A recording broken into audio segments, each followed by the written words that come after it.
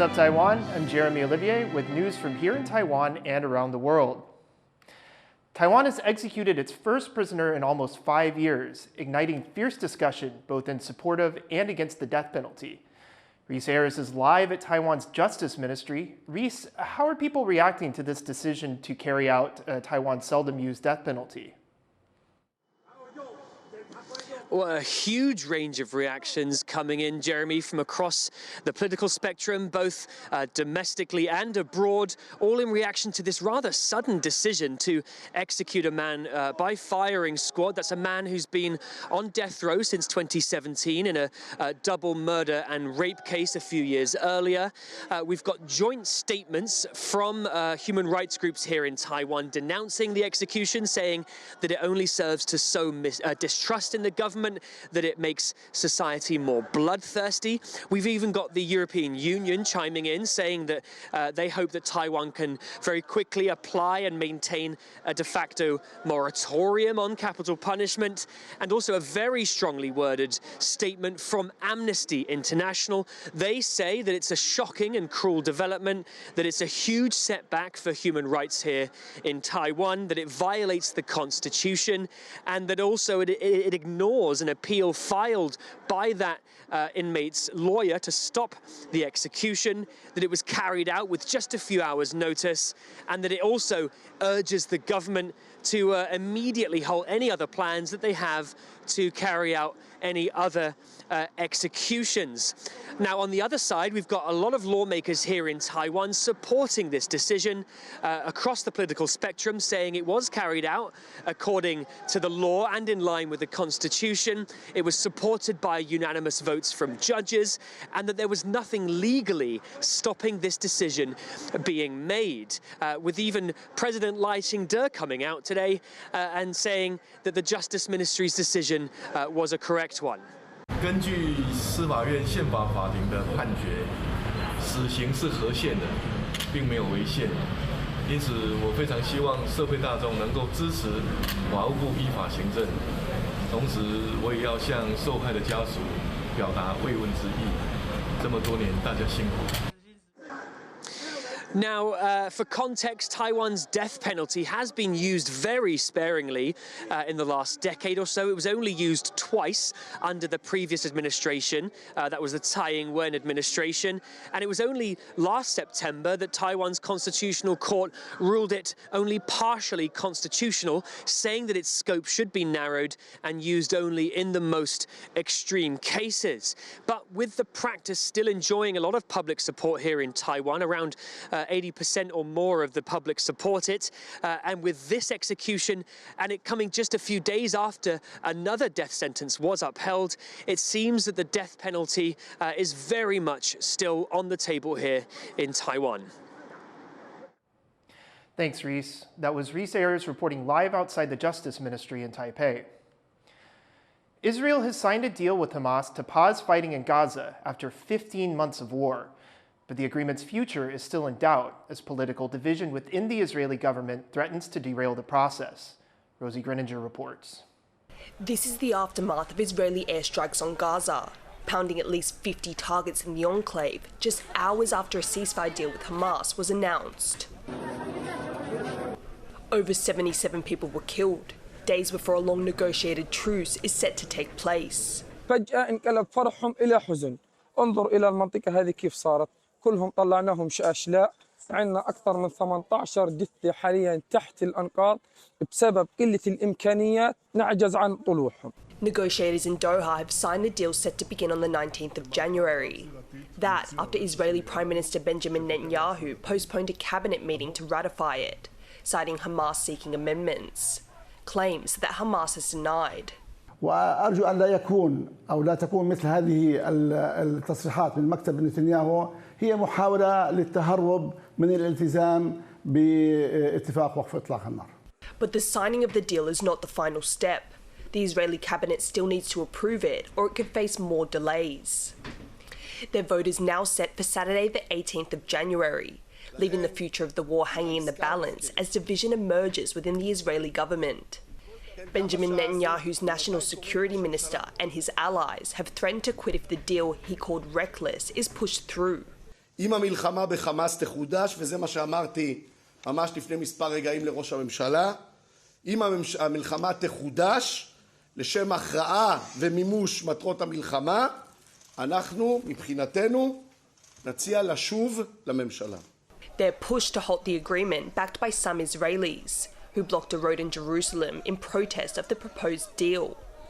Negotiated with input from Egypt, Qatar and the US, the deal would see the release of 33 Israeli hostages taken to Gaza after Hamas's October 7th attack on Israel.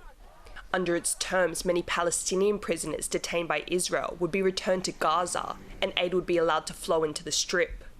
Without their loved ones over the past 15 months of war, the families of Israeli hostages renewed their calls for the government to pass a deal at a rally in Tel Aviv. And we are really waiting for the the official approve that the deal is signed and we can go on. And on Sunday we will see hostages here in Israel. US Secretary of State Antony Blinken says he remains optimistic the 6-week ceasefire will go ahead. I am confident, and I fully expect that implementation will begin, as we said, on Sunday. Look, it's not exactly surprising that in a process and a negotiation that has been this challenging and this fraught, you may get a loose end. We're tying up that loose end as we speak. Hope shared by many world leaders and jubilant crowds across the globe that welcome the news of the truce. But with political turmoil still unsettled within Israel, there could be further delays to end the fighting in Gaza, leaving the hostages, their families, and embattled Palestinians waiting anxiously with their futures on the line. Ryan Wu and Rosie Greninger for TaiwanPlus. Former U.S. Vice President Mike Pence expressed support for Taiwan during his first visit to Taipei, ahead of an expected meeting with President Lai Ching-te. On the eve of a new American administration, I stand in Taiwan now to say to my countrymen, for the security and the future of freedom and prosperity for America and all of our allies across the Pacific, America stands with Taiwan. Pence was speaking at an event hosted by a local language institute and a foundation linked to Purdue University of his home state of Indiana. U.S. outlet The Hill reported that Pence was in Taiwan to meet with President Lai and senior tech leaders. The previous day, he participated in a business leader forum in Hong Kong. Taiwan's defense minister has welcomed a statement from incoming U.S. National Security Advisor Mike Waltz, who says he wants to speed up weapons deliveries to the country. We have over a $20 billion backlog of things that they paid for and that we need to work hard to free up and have them get what they paid for as a deterrent. Waltz also said that U.S. President-elect Donald Trump is looking to strengthen ties with partners in the Asia-Pacific. Taiwan is still waiting to receive fighter jets, tanks, missiles, and other defense equipment from the U.S. Washington is Taipei's biggest weapons supplier, despite the two not having official ties. The late former U.S. President Jimmy Carter was responsible for a major diplomatic decision that had long-lasting ramifications for Taiwan. But decades on, with Donald Trump set to take office for a second time, the winds have shifted in U.S. policy. Leslie Liao reports from Washington, D.C. Here in the United States, flags all across the country are being flown at half-staff in memory of former President Jimmy Carter, who passed away late last month. We are constantly exploring ways to have better relationships with China. Carter's administration saw perhaps the most consequential time for Taiwan-U.S. ties. Under Carter, Washington broke official diplomatic ties with the government in Taipei in favor of Beijing. He then revoked a mutual defense treaty between the U.S. and Taiwan as well. Carter did this in hopes of fostering peaceful and strong ties between Washington and Beijing. But nearly 5 decades later, the winds have shifted. The U.S. and China are at odds militarily, diplomatically, and economically. U.S. President-elect Donald Trump's incoming administration is expected to get tough on China. Potential incoming Secretary of State Marco Rubio is even calling China the biggest threat to U.S. interests. We've been speaking to a few analysts here in Washington, D.C., who are expecting the incoming administration to use economic means to deter Chinese aggression. But very clearly, the priority is going to be on China as a rival, and that it is not just military, it's economic as well as it's societal. No surprises with Trump's first term. And what we're seeing potentially in the second, a return, the use of tariffs as an economic tool in negotiation to try a more comprehensive diplomacy. Caught in the middle of the tug of war between the U.S. and China is Taiwan. Despite no official changes in Washington's relationship with Beijing since Carter's shift in 1979, the U.S. and Taiwan have since built flourishing unofficial ties, ties that both sides are hoping to strengthen. Leon Lian, Laurel Stewart, and Leslie Liao in Washington, D.C. for TaiwanPlus.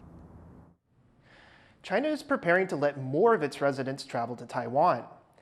Beijing's Culture and Tourism Ministry says it is considering letting residents of Fujian Province and Shanghai go on group tours here in the near future. Two-way tourism has largely been banned for several years, though China started allowing residents of the coastal city of Xiamen to travel to Taiwan's Jinmen and Matsu Islands last year. Taiwan's government has yet to offer its response on the news. A Taiwan-initiated Mandarin language center in Houston is seeking to fill gaps left by the closure of the Beijing-run Confucius Institutes. I visited the center for an inside look at how it's trying to reach that goal. Okay, so please say Taiwanese national Zoe Zhuo is the sole Mandarin instructor at this language center in Houston. A native of Taoyuan in northern Taiwan, Zhuo came to Texas through a Taiwanese government program that sends qualified teachers overseas. But this is far from her first posting in the U.S. 大概是大三的时候，我有去旧金山的沉浸式中文小学教中文，大概是1个月左右。那当时是一个暑期夏令营。那除此之外呢，就是我也教过美国的空军学校，还有西点军校的学生。 The center Zoe teaches at is a collaboration between Houston's University of St. Thomas and the Wenzhou Ursuline University of Languages in Kaohsiung in southern Taiwan. It's the first of 4 centers established under a joint U.S.-Taiwan education initiative, aimed in part at filling the gap left by the closure of China-run Confucius Institutes across the U.S. Those centers, targeted by the previous 2 U.S. administrations over their ties to the Chinese Communist Party, once numbered around 100. But have dwindled since 2019 to fewer than 5, according to a 2023 government report. The director of St. Thomas's Mandarin Center, Ye Yaoyuan, says Beijing poured significant resources into the Confucius Institutes, something Taiwan has not been able to match. He says the Taiwan-initiated programs have to be practical about what they can achieve. We want to fill the void, but most likely, currently what we're doing is we're trying to supplement to the Mandarin education or Mandarin teaching capacities across the world. Ye says a large part of the center's mission is to bring Mandarin education, not just to St. Thomas students, but to the larger Houston community. To that end, it offers free classes on weekday evenings to anyone interested in learning the language. Still, the courses in Houston are not the center's only focus. Rather, its flagship program, sending students over to Wenzhou University in Kaohsiung for language exchange. Jade Batista and Carla Silva Mendez, both seniors at St. Thomas, were part of the summer 2023 group. They say studying in Taiwan helped them better understand the complex cross-strait relationship, something that may not have been possible had they gone to China instead. Didn't know much of Taiwan or the tension between Taiwan and China going into this program. And so while I was there speaking to people from Taiwan, hearing their side of the story, hearing how they were feeling about it, it made me want to learn more about the conflict, because during this program, I realized I officially wanted to go into international studies. Though still growing, the center is already making a big impact, helping develop language skills and cultural knowledge among a new generation of learners. Devin Tai, Leslie Liao, and Jeremy Olivier in Houston, Texas for TaiwanPlus. Thank you for watching What's Up Taiwan. I'm Jeremy Olivier. Take care and see you next time.